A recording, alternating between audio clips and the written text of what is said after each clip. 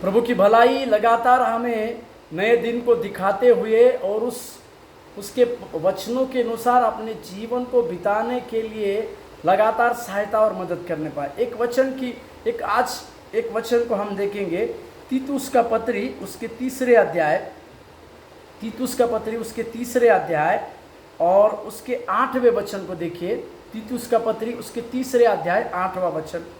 यह बात सच है और मैं चाहता हूं कि तू इन बातों के विषय में दृढ़ता से बोले, इसलिए कि जिन्होंने परमेश्वर पर विश्वास किया है वे भले भले कामों में लगे रहने का ध्यान रखें।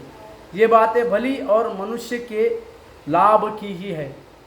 अपना आत्मिक पुत्र तीतुस को पौलुस पत्री लिखते समय आखिरी अध्याय में एक भले कामों के विषय में एक प्रकार की बातों को कहता है, और वो इसी के लिए कहता है कि मैं दृढ़ता के साथ इस विषय को बोलता हूँ। मतलब पौलुस जो काम करने के लिए तीतुस को चाहता है, उस विषय को वो दृढ़ता के साथ कहने के ऊपर जोर देता है। दृढ़ता के साथ कहना मतलब एक विशेष जोर देते हुए तीतुस को वो पौलुस इस बात को लिखता है कि मैं दृढ़ता के साथ कहता हूँ कि, दूसरा कहता है, जिन जिन लोगों ने प्रभु यीशु मसीह पर विश्वास किया है, जो प्रभु यीशु मसीह की संतान कहलाते हैं, ऐसे हर एक व्यक्ति के जीवन में, उनके जीवन में वे भले भले कामों को ध्यान में रखने की आवश्यकता है। भले भले कामों में लगे रहने की आवश्यकता है। क्योंकि पौलुस जब जेल में था, बंदीगृह में था, कई एक लोग उसके लिए प्रार्थना करते थे, कई एक लोग उसके सेवकाई के लिए चंदा को देते थे। इस प्रकार के भले भले कामों को करने के लिए पौलुस तीतुस को सिखाता है। मेरे प्यारो, हमने और आपने प्रभु यीशु मसीह के ऊपर विश्वास किया है।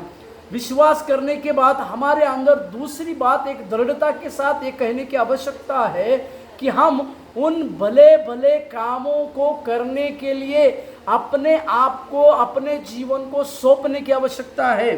और जो जो भली बातें मनुष्य के लिए है, जो जो भलाई हम किसी मनुष्य के लिए करना चाहते हैं, वे सारी भलाई की बातों को हमें मनुष्य के लिए करने की आवश्यकता है।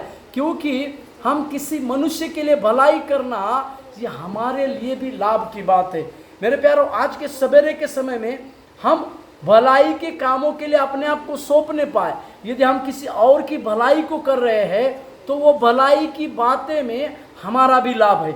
इस प्रकार की बातें आज सवेरे के समय में परमेश्वर हमारे साथ पूरी करना है। प्रभु आपको आशीष दे। धन्यवाद।